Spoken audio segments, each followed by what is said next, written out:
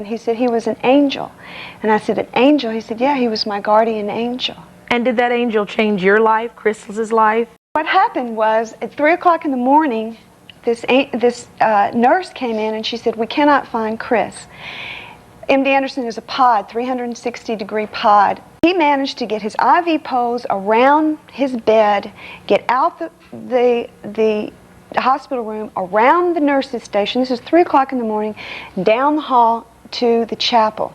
Well, when the nurse woke me up, I jumped up and took off down the hall, made a left towards the elevator, hoping, you know, actually I was frantic. So I looked in, and there he was, sitting with a young man.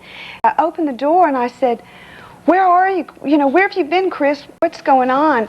He looked up at me and he said, everything's okay, Melissa.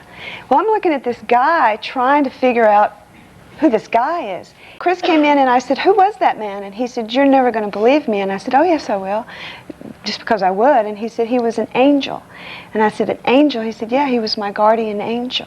And did that angel change your life, Crystal's life?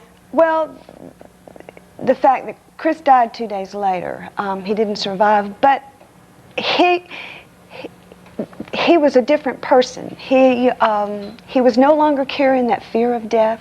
He was eating, he was up, he was talking, he was light. They exist. They're with us every day.